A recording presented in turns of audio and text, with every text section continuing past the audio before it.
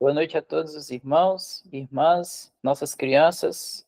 Hoje, na quarta-feira, mais uma reunião e hoje, perguntas e respostas.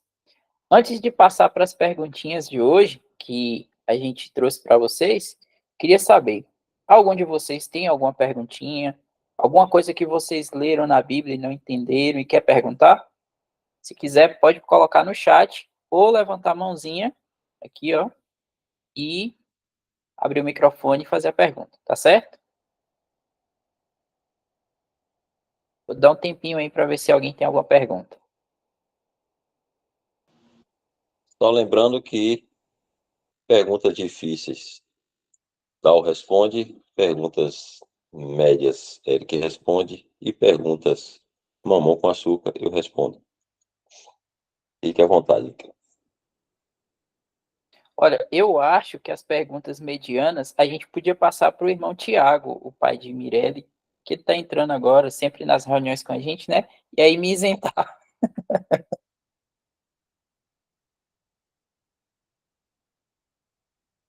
Pode ser, irmãos. Boa, irmão, gostei. Tá vendo aí, ó, Welton? Pode Eu, alterar a eu, sua ordem aí. eu concordo, contanto que eu não saia da mamão com açúcar, qualquer mudança que vocês fizerem aí, assina embaixo.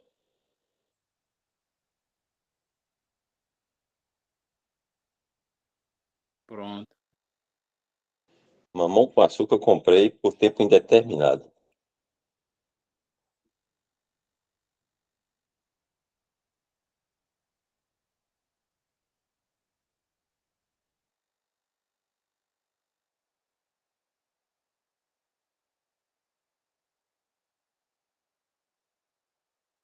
Parece que a gente não vai ter perguntas, não, Welton. Tá todo mundo calado.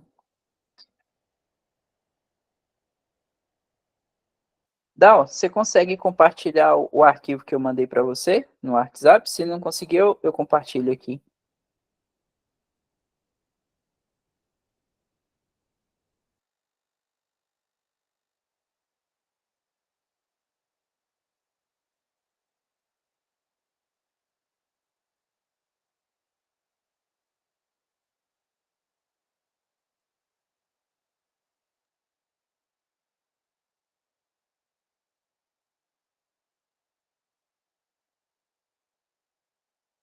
Então, crianças, essa é a nossa primeira pergunta da noite.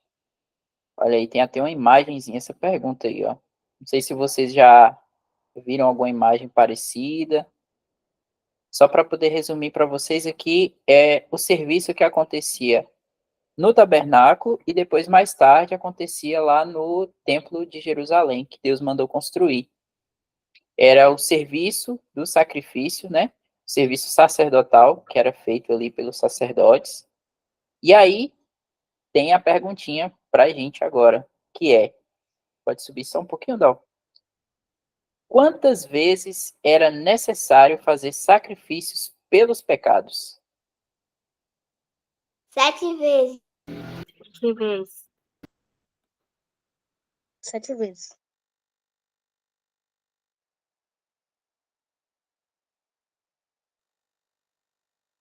Falaram que são 7 vezes. E aí, Welton, o que você acha?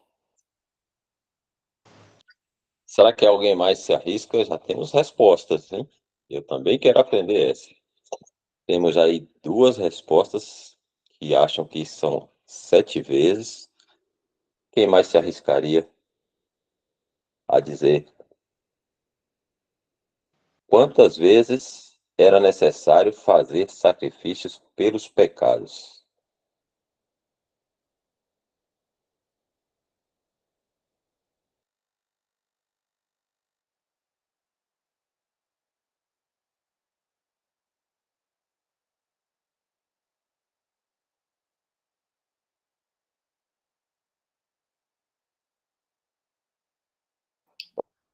O pessoal que respondeu que era 7 vezes, onde foi que vocês encontraram essa resposta?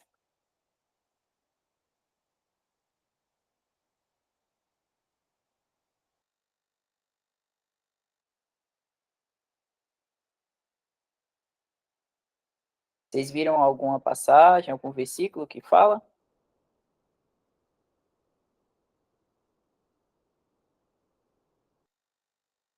Foi na Bíblia, irmão. Só que eu esqueci que versículo e capítulo foi.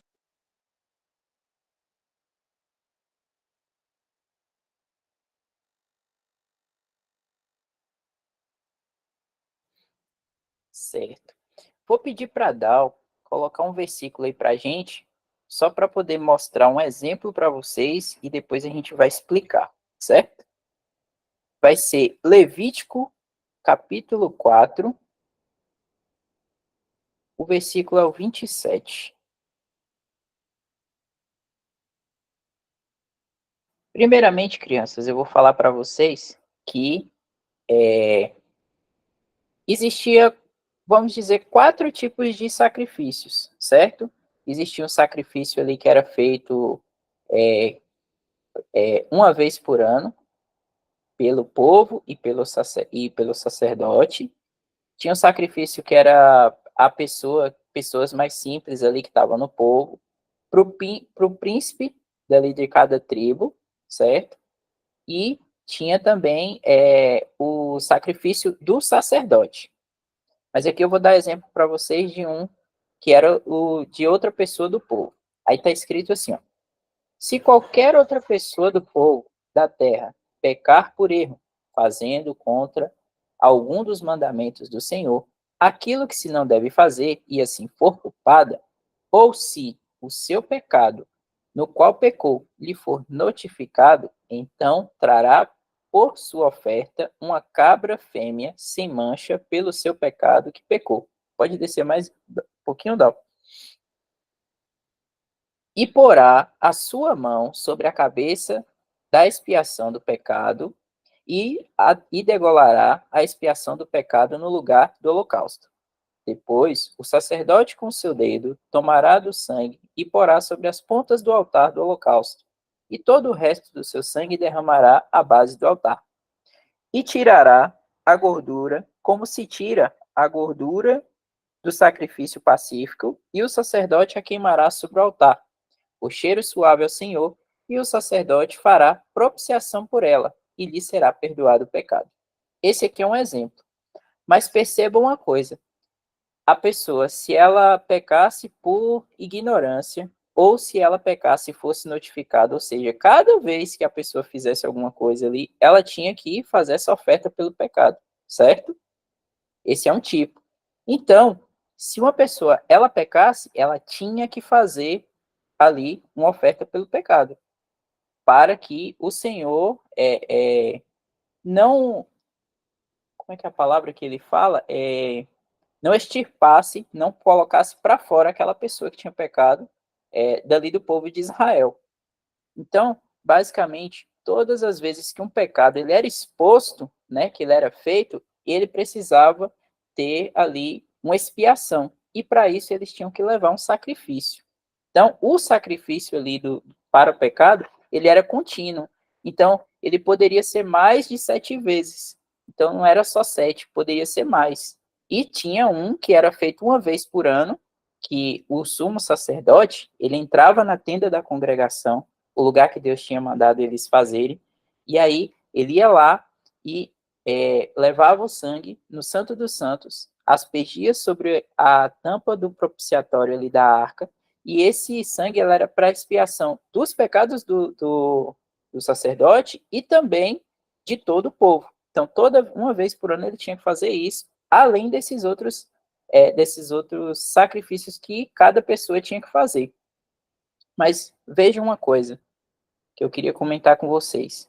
No Antigo Testamento, não tinha ainda, o Senhor Jesus não tinha vindo ainda fazer o sacrifício na cruz. Então, esses sacrifícios que eram feitos no Antigo Testamento eram uma figura dele. Então, sempre era necessário ir fazendo esses sacrifícios por expiação de pecados, certo?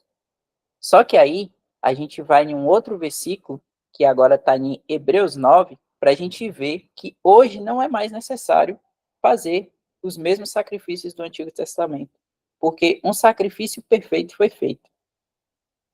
Eu vou pedir Dal para colocar lá, Hebreus 9, do versículo 23.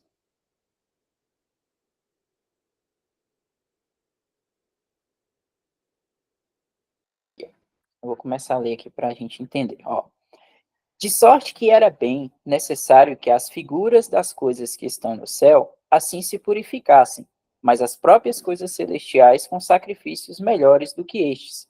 Porque Cristo não entrou num santuário feito por mãos, figura do verdadeiro, porém, no mesmo céu, para agora comparecer por nós perante a face de Deus. Aqui o Senhor Jesus é o nosso sumo sacerdote. Antes, no Antigo Testamento, tinha um sumo sacerdote homem que ia na presença de Deus, né, ali fazer propiciação pelos pecados do povo e de si mesmo. Só que agora a gente tem um sumo sacerdote perfeito, porque ele deu a si mesmo e ele comparece na presença de Deus por nós. Continuando aqui a leitura. Nem também para si mesmo se oferece muitas vezes, como sumo sacerdote, cada ano entra no santuário com sangue alheio. De outra maneira, necessário lhe fora padecer muitas vezes desde a fundação do mundo. Mas agora, na consumação dos séculos, uma vez se manifestou para aniquilar o pecado pelo sacrifício de si mesmo. Tá vendo? Então, o Senhor Jesus sacrificou a si mesmo. E como os homens está ordenado morrer uma vez, vindo depois disso o juízo, assim também Cristo ofereceu-se uma vez para tirar os pecados de muitos. E aparecerá a segunda vez sem pecado aos que esperam para a salvação. Então veja, crianças, o Senhor Jesus Cristo, ele ofereceu-se a si mesmo, né? Uma vez só, para tirar o pecado de muitos. E esses muitos são todos aqueles que creem nele. Então, hoje, não é mais necessário fazer aquele sacrifício que era feito no Antigo Testamento e que era repetido várias e várias vezes, porque precisava se fazer, porque não tinha vindo ainda o Cordeiro de Deus, que era o sacrifício perfeito. Tá certo? Vocês conseguiram entender? Consegui.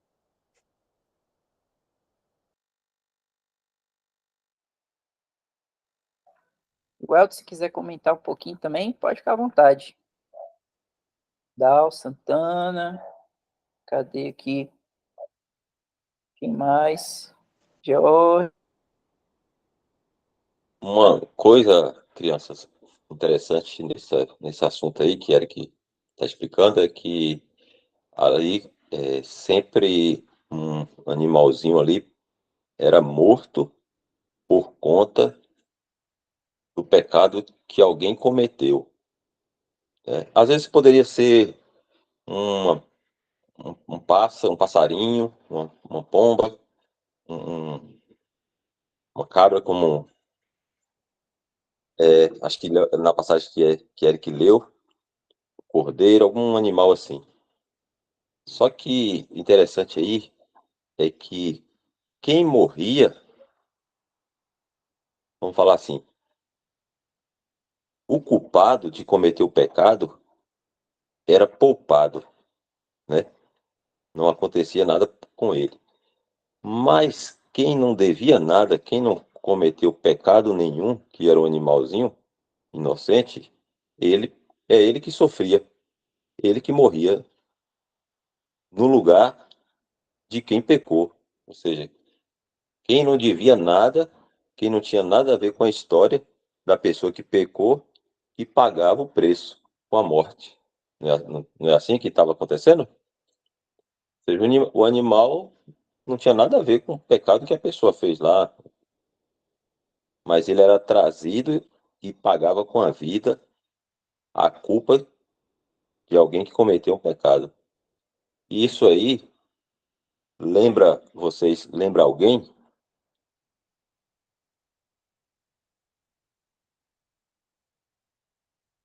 Jesus Cristo, Cê- mamãe, cê- nossos pecados. Isso, o Senhor Jesus, que ele não tinha cometido pecado nenhum, a gente tinha cometido todos os pecados, ele era perfeito, santo, inocente, não devia nada, e foi ele que pagou uma vida, uma dívida que era nossa, culpa nossa. Então, o animal morria e o pecador ficava vivo. O animal sofria e o pecador não sofria. Aí, no caso, que Eric estava explicando.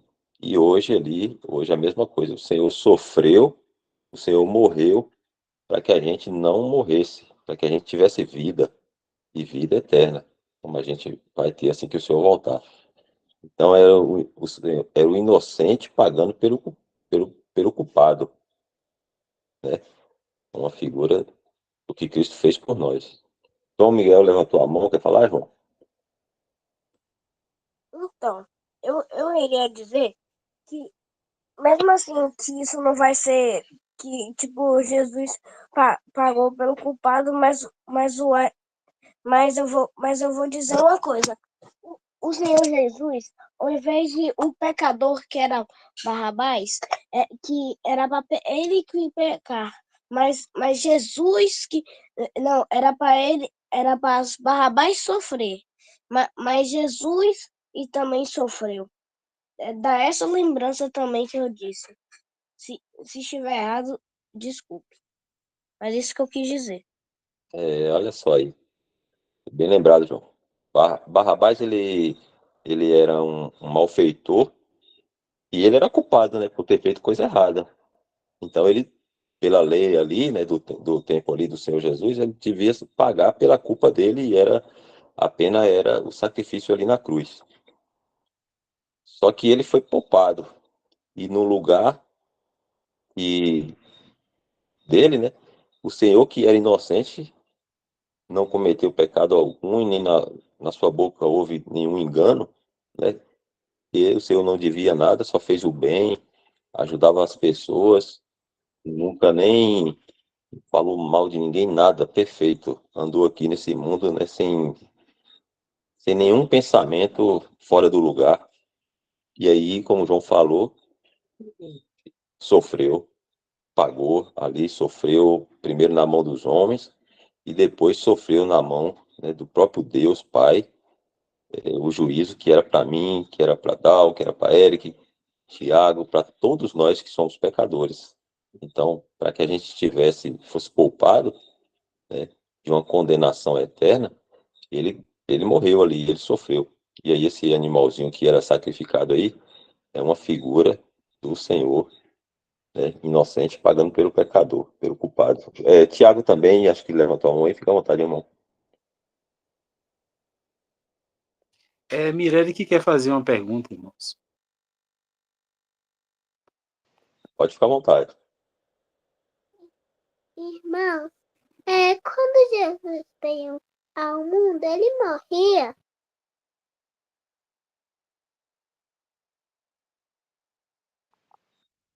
Eric, essa aí acho que é para você.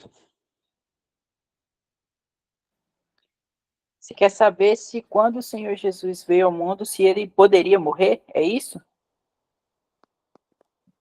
Sim, Então, Mirelle, o Senhor Jesus, ele não morreria.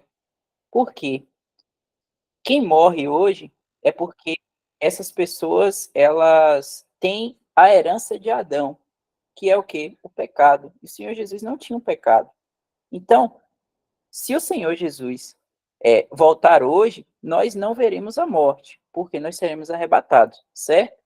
Mas se o Senhor tardar um pouco, pode ser que eu, seu papai, você venha envelhecer e nós veremos a morte, porque isso é um fato para todos os seres humanos. Por quê? Porque nós temos essa herança de Adão, certo?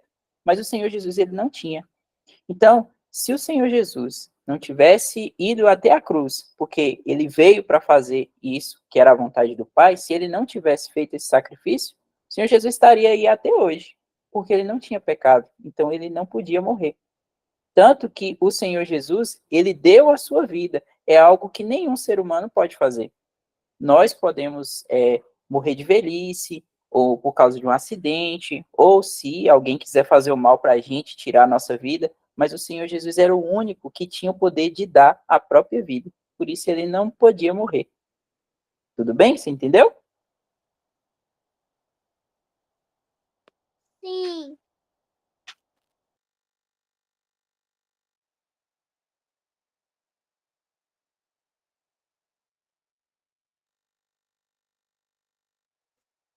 Eu tenho umas perguntas, irmão.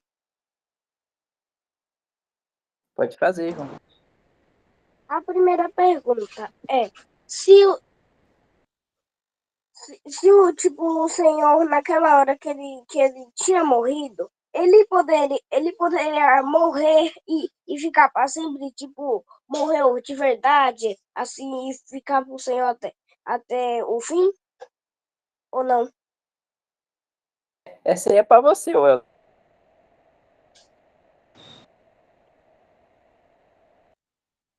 João, essa é difícil, João. A gente não pode limitar Deus em nada. Deus pode todas as coisas, mas a finalidade dele, quando ele veio, era morrer, né, pelos nossos pecados, pagar ali, cumprir a justiça de Deus, depois ressuscitar, né? Deus iria ressuscitar ele novamente, ele ia voltar para o céu, aí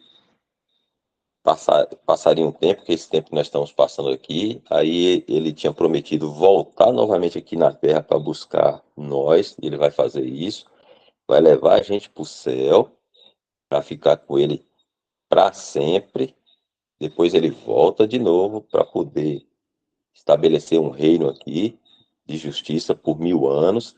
Depois ele vai criar novos céus, nova terra, e aí vai ser tudo lindo e maravilhoso, tudo perfeito. Então, assim, se Deus pode, Deus pode todas as coisas, mas o plano de Deus, né, para abençoar nós, né, as criaturas dele, foi esse, que o Senhor morresse e ressuscitasse. Então, é até onde eu entendo. Agora, irmãos, a segunda pergunta é: naquela hora que falaram que os pecadores, ao invés de eles sofrer, era um animalzinho, e também naquela época, mesmo assim, tinha tipo uma chance bem pequena de um ser humano morrer ao invés do animalzinho, ou não podia morrer, só podia morrer o animalzinho.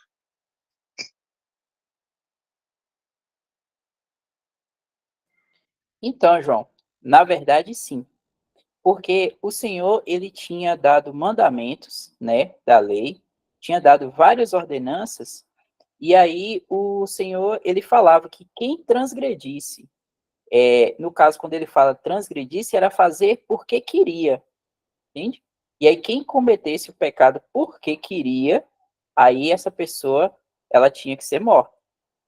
Aí, tanto que tem uma das coisas que o Senhor fala, né, que se o homem matasse outro, ele tinha que morrer também.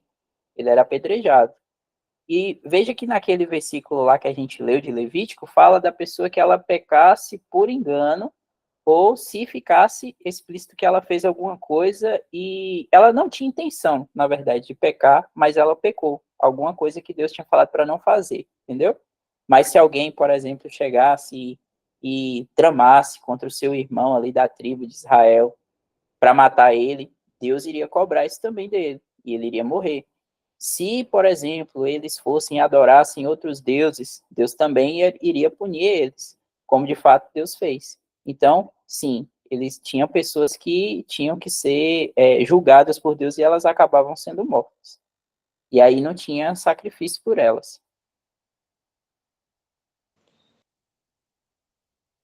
Rapidinho a gente podia ler um versículo em Deuteronômio, João, para a gente entender uma partezinha disso que Eric falou. Capítulo 21. Pode falar, Irmãos, João. irmãos, falando de versículo, eu também tenho um versículo aqui. Ah, ok. Já já a gente lê. Deixa eu ver aqui, já Deuteronômio 21, o versículo 18.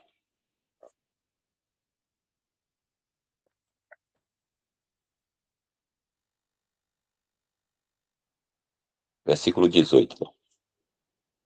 Capítulo 21, versículo 18. Olha isso aí, ó. Quando alguém tiver um filho contumaz e rebelde, que não obedecer à voz de seu pai e à voz de sua mãe, e castigando eles, o pai e a mãe, lhes não der ouvidos, então seu pai e sua mãe pegarão nele e o levarão aos anciãos da sua cidade e à porta do seu lugar, e dirão aos anciãos da cidade: Este nosso filho é rebelde e contumaz, não dá ouvidos à nossa voz, é um comilão e beberrão. De dar para descer mais um pouco. Posso falar meus versículos? Só um minutinho que você já fala, viu? Comilão e beberrão. Então todos os homens da sua cidade o apedrejarão com pedras até que morra, e tirarás o mal do meio de ti, para que todo Israel o ouça e tema. Então é como o Eric falou aí, ó. Para isso aí não haveria sacrifício, ele era condenado à morte. Só morreria ali por andar em desobediência, descumprindo o mandamento. Entenderam?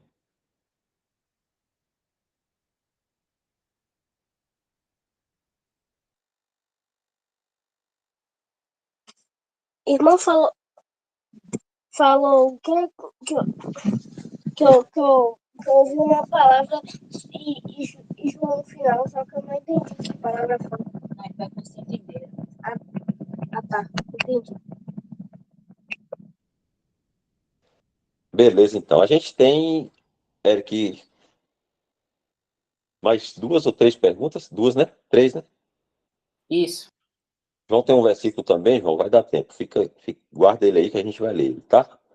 Vamos ver a próxima pergunta. Daqui a pouco a gente vai ler o versículo de João. Tem alguma dúvida mais que vocês queriam perguntar sobre esse assunto que a gente viu? Se não tiver, a gente passa para outra pergunta. Se tiver, a gente vê se consegue responder.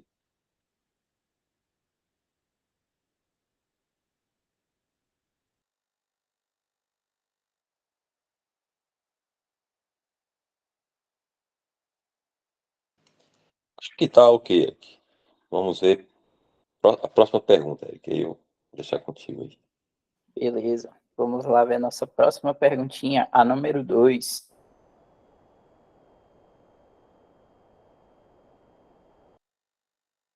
Então, crianças, a pergunta é: o Senhor virá como um ladrão para nos buscar?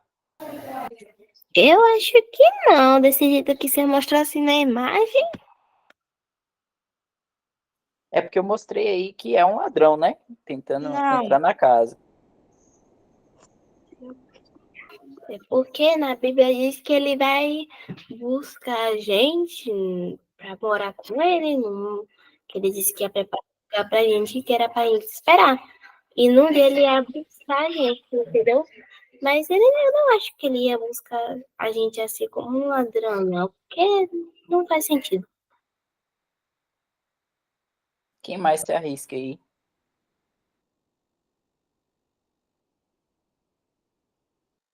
Heloísa disse que não, Emily também disse que não, Ju também disse que não.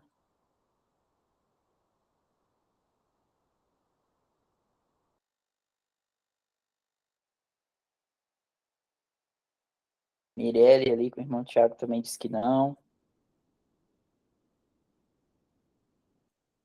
Valentina também.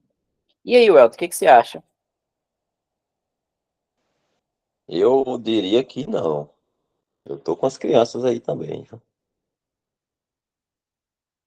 Então, vamos saber se o Senhor vai vir buscar a gente como ladrão ou não. O melhor lugar para a gente aprender é aonde? Na Bíblia. Isso aí. Então, vamos lá em 1 Tessalonicenses, versículo 5, o capítulo 5, do versículo do 2 ao 5.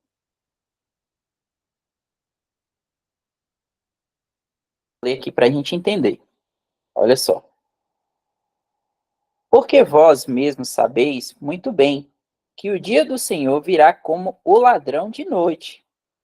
Pois que, quando disserem a paz e segurança, então lhe sobrevirá repentina destruição, como as dores de parto àquela que está grávida, e de modo nenhum escaparão. Mas vós, irmãos, já não estáis em trevas, para que aquele dia vos surpreenda como um ladrão. Porque todos vós sois filhos da luz e filhos do dia. E nós não somos da noite nem das trevas. Então, crianças, quem falou que o Senhor Jesus não virá buscar a gente como ladrão, acertou. Essa passagem aqui, ela está falando sobre a vinda do Senhor para a terra, que é quando ele vai vir para aqui, para este mundo, ele vai pisar na terra. E quando ele vir para esse mundo, pisar na terra, nós já vamos estar vindo com eles. Essa passagem aqui, ela está falando da vinda dele para julgar as nações. Então, as pessoas que vão estar aqui na terra, depois que a gente for embora, né, com o Senhor para estar com ele, o Senhor vai surpreender elas como ladrão, porque ele vai vir sem avisar para elas. Só que nós estamos esperando para ele, por ele. Nós não precisamos ficar apreensivos, porque nós sabemos que ele virá nos buscar, que nós estaremos com ele, então nós não vamos ser surpreendidos como uma pessoa que está em casa quietinha e daqui a pouco aparece um ladrão, porque a pessoa não sabe que dia que o ladrão vem, não é isso? Mas o Senhor, ele virá sim para julgar as nações. E aí as pessoas que não creram nele, né? As pessoas que duvidam que o Senhor vai voltar a este mundo aqui, essas pessoas sim, elas vão ser surpreendidas, o Senhor vai vir na hora que elas nem estiverem esperando. Tá certo? Vocês conseguiram entender? Consegui. Irmãos, Pode falar, João. e também eu mandei o versículo, tá lá no chat. Certo.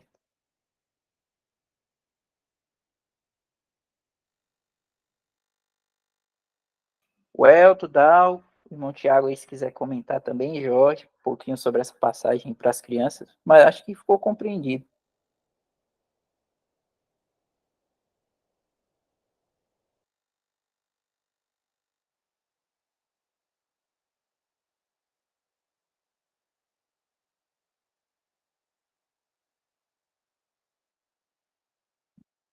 Irmãos, eu quero ler um versículo aqui, que é do livro de 1 Coríntios, capítulo 15.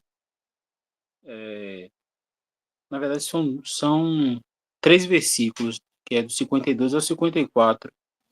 Creio que corrobora um pouco com o que está sendo lido, que o apóstolo Paulo escreve. No momento, num abrir e fechar de olhos, ante a última trombeta, porque a trombeta soará e os mortos ressuscitarão incorruptíveis e nós seremos transformados. Porque convém que isto que é corruptível se revista da incorruptibilidade e que isto que é mortal se revista da imortalidade. E, quando isto que é corruptível se revestir da incorruptibilidade, e isto que é mortal se revestir da imortalidade, então cumprir-se-á a palavra que está escrita: tragada foi a morte na vitória. E eu lembrei de um vídeo em que o irmão Mário ele até traz uma tradução que é mais correta, porque nas traduções que nós costumamos ler, está escrito da seguinte forma, né?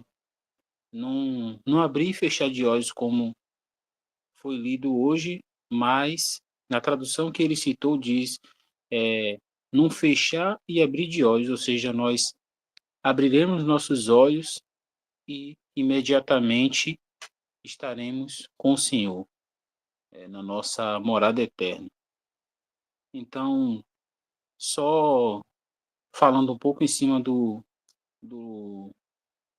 da pergunta da nossa criancinha aí, com certeza não, o Senhor, ele não vem como ladrão, porque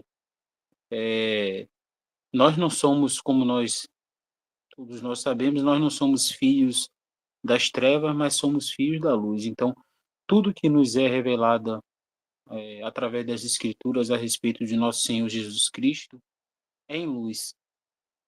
O ladrão, geralmente, ele não atua na luz. Ele sempre atua ali nas trevas, né? Porque ele não quer denunciar a presença dele ali, não quer fazer notória, né? Notável, no caso, a presença dele, onde ele quer cometer aquela ação dele, né? Então, nosso Senhor e Salvador Jesus Cristo, ele vem para os que são teus, para arrebatar a sua igreja, né? No seu caráter de Salvador, ou seja, em luz, e não no caráter de ladrão. Porque quando ele vier nesse caráter, como a palavra fala, ele vem, né, para exercer um juízo sobre sobre aqueles, né, que estiverem nessa condição, nesse mundo, quando ele vier a este mundo, né, como ladrão.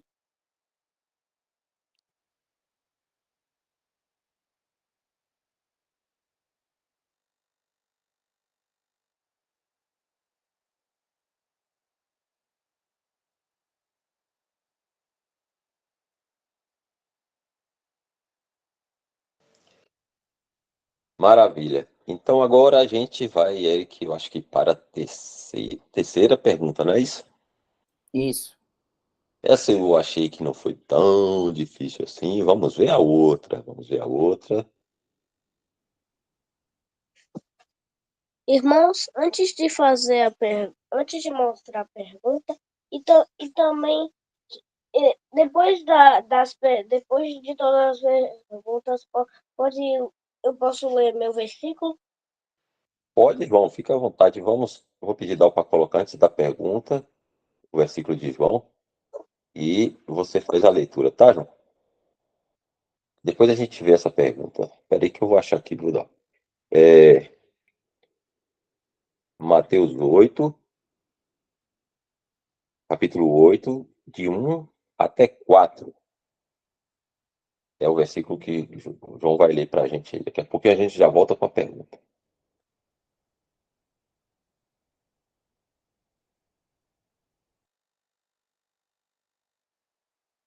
Posso começar?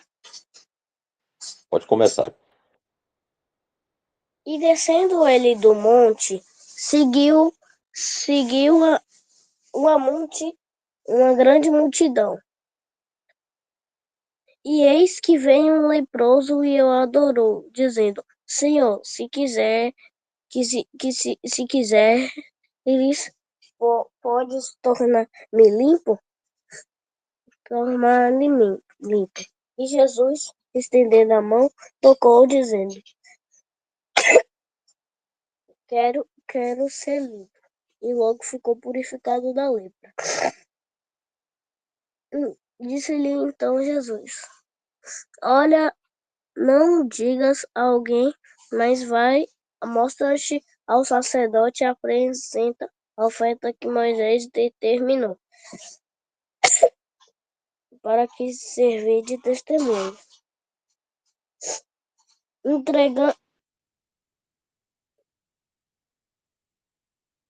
Entrando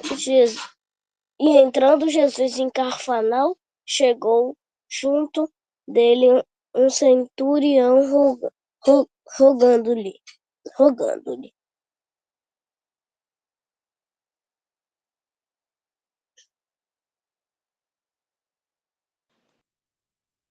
Pode concluir, João. Fique à vontade.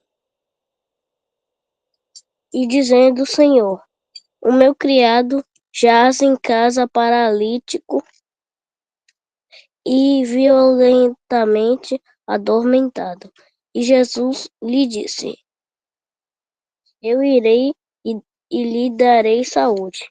E o centurião respondendo, disse: Senhor, não sou digno de que entres debaixo do meu telhado, mas disse somente uma palavra e o meu criado sarará.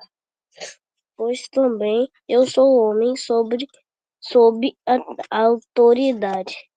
E tenho soldados às minhas ordens, e digo a este, vai, e ele vai. A outro, ele vem, e ele vem. E ao meu criado, faze isto, e ele faz. E maravilhou-se Jesus. Ouvindo isto, disse aos que o seguiam, em verdade vos digo, que mesmo em Israel encontrei tanta fé. Mas vos digo que muitos virão do Oriente e do Ocidente, e assentar-se-ão à mesa com Abraão e Isaque e Jacó no reino dos céus. E os filhos do reino serão lançados nas trevas exteriores, e ali haverá pranto e ranger de dentes. Aí, João, bacana. Senhor sempre misericordioso com todos que ele encontrava nisso. Então, lido o versículo de João, a gente vai voltar lá de novo, Dal, para a outra pergunta, que é, vamos ver, a terceira, Eric. E essa eu acho que é difícil, Eric. Terceira pergunta. Quantas pessoas viram o Senhor Jesus ressuscitado? Eu acho que a primeira que viu ele foi Maria.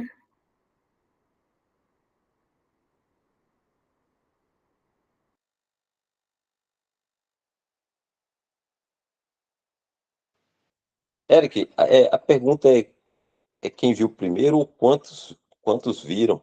Quantos viram, né? Quantos viram? Ah, ok. Eu acho que é difícil essa, viu? Tem uma passagem que responde. Mas é igual apareceu ali no chat, ó. Valentina falou. Não fala o total Eu exato. acho, Mas tem uma passagem que fala a resposta dessa pergunta. Mas quem poderia falar assim o que acha? Vamos ver, o que eles acham? Eu chuto umas 500. eu acho que é mais de 100.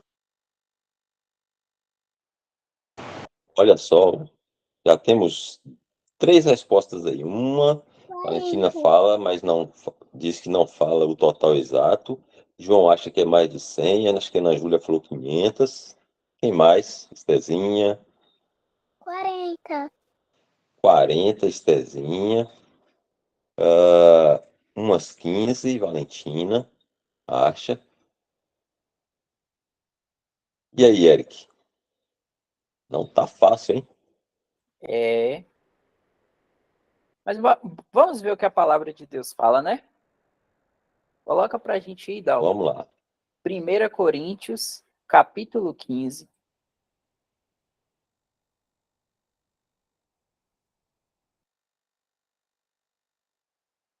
Lei do 3.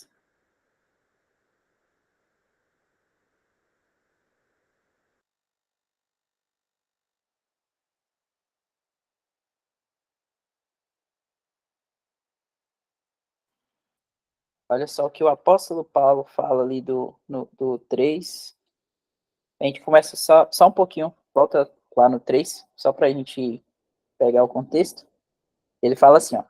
Primeiramente, vos entreguei o que também recebi, que Cristo morreu por nossos pecados, segundo as Escrituras, e foi sepultado e ressuscitou o terceiro dia, segundo as Escrituras.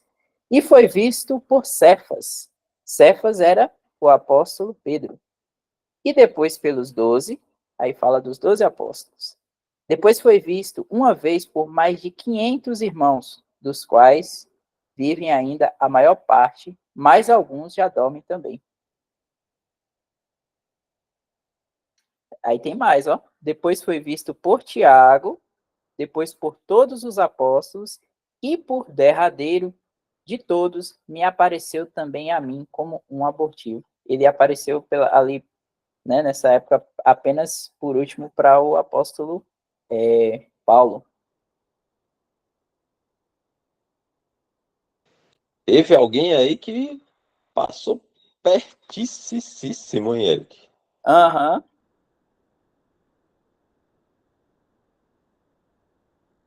Quem respondeu 500 aí quase acertava. Pouco mais de 500 pessoas aí viram o Senhor ressuscitado.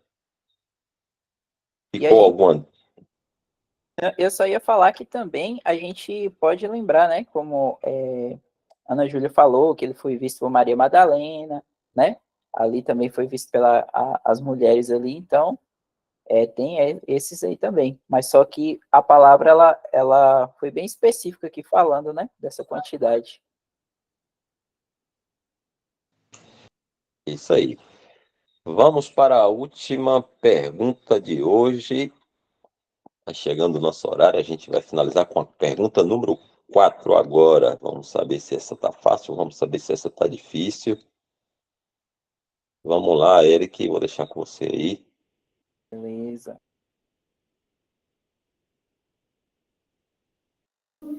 Olha aí, crianças. Temos aqui uma afirmação, primeiro. O crente nunca perde a salvação. Então, fixado essa mensagem na cabeça de vocês. Crente não perde a salvação. Então, o que devemos fazer se cairmos em pecado? Essa é uma pergunta dupla, viu?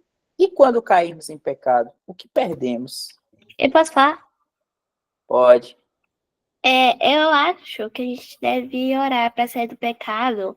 E quando caímos no pecado, caímos no pecado, a gente perde a comunhão com Jesus e a gente tem que orar de volta, tem que se arrepender para voltar a comunhão com Ele. E aí, Welton, o que você acha dessa resposta? Eu acho que eu queria ouvir mais alguém respondendo. Quem mais se habilitaria a responder? O que vocês acham que seria a resposta correta aí?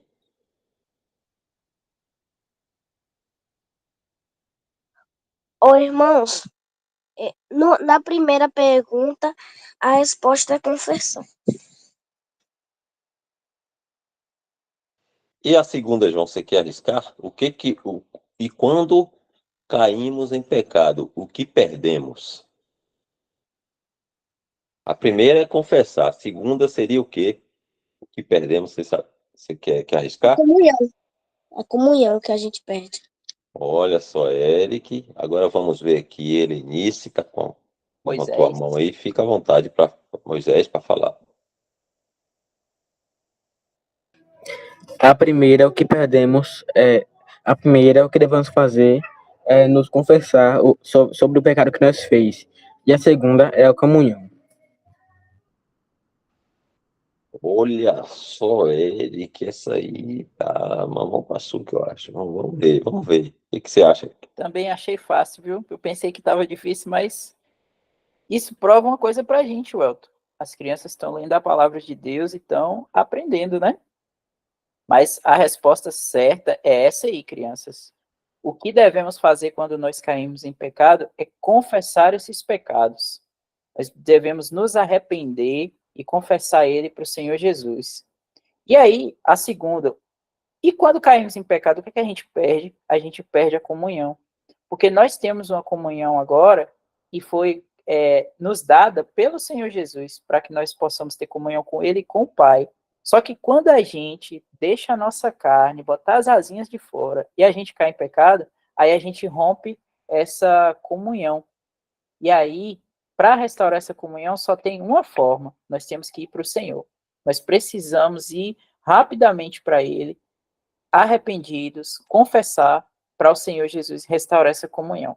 Tá certo? Eu vou pedir Dal para colocar um versículo aqui para vocês, para a gente falar sobre essa parte que está em 1 João, capítulo 1, versículo 9. O Senhor fala assim, ó: Se confessarmos os nossos pecados, ele é fiel e justo para nos perdoar os pecados e nos purificar de toda a injustiça. Então, crianças, alguns de vocês podem até ficar com dúvida e perguntar assim: mas e esse perdoar os pecados? O Senhor já não perdoou nossos pecados? Sim, o Senhor Jesus perdoou todos os nossos pecados quando ele fez o sacrifício na cruz. Aquele sacrifício do Senhor foi para perdoar os pecados de forma judicial perante Deus. Então, como nossos pecados de forma judicial foram perdoados, nós não seremos condenados, né? Porque teve um homem que foi lá e tomou nosso lugar, ele nos justificou perante Deus. Então, para Deus, nós já estamos isentos disso aí, né? Nós fomos justificados pelo Senhor Jesus. Esse perdoar os pecados aqui é um perdoar parental, certo? É quando a gente, por exemplo, Ana Júlia está ali. Aí o papai dela fala assim: Ana Júlia, não faça isso. Aí Ana Júlia vai lá e faz. Aí o pai dela vai, fica triste, disciplina ela, e aí bota ela de castigo. Aí Ana Júlia se arrepende, pede perdão ao pai, pede desculpa ao pai, e o pai fala: tá bom, Ana Júlia, vem cá. E aí abraça ela, perdoa ela. Por quê? Ana Júlia pecou, mas ela não deixou de ser filha de Alexandre, que é o pai de Ana Júlia. Ela não deixou de ser filha dele. Assim, nós, se caímos em pecado, nós não deixamos de ser filho de nosso Deus e Pai. Porém, a gente precisa da disciplina dele para que ele vá lá e nos perdoe desses pecados que a gente pode cair. Tá certo? Não sei se vocês conseguiram entender, mas pode também ser um assunto para a gente estudar depois. O que é um perdão parental e o que é um perdão judicial. Tá bom aí, Welton? Boa. Se as crianças entenderam aí, tá tudo ok. Se não, como o Eric falou, a gente pode ver esse assunto mais assim, estudado um pouquinho a mais, em outra oportunidade. Crianças, são 9h06, chegamos no nosso horário, passamos até um pouquinho aqui. Se tiver mais alguma dúvida, se eu permitindo, teremos outras reuniões de perguntas e respostas. Podem anotar, pode colocar lá no grupo, pode anotar no papelzinho aí, no cantinho da Bíblia, em algum lugar. E quando a gente estiver juntos aqui na nossa reunião de perguntas e respostas, aí vocês trazem as dúvidas e a gente souber, a gente responde. Se não souber, a gente pesquisa, ora, pede ao Senhor e Ele vai ajudar a gente. Certo? São 9h07, eu acho já. Vou pedir para tirar a gravação para a gente dar graças e finalizar.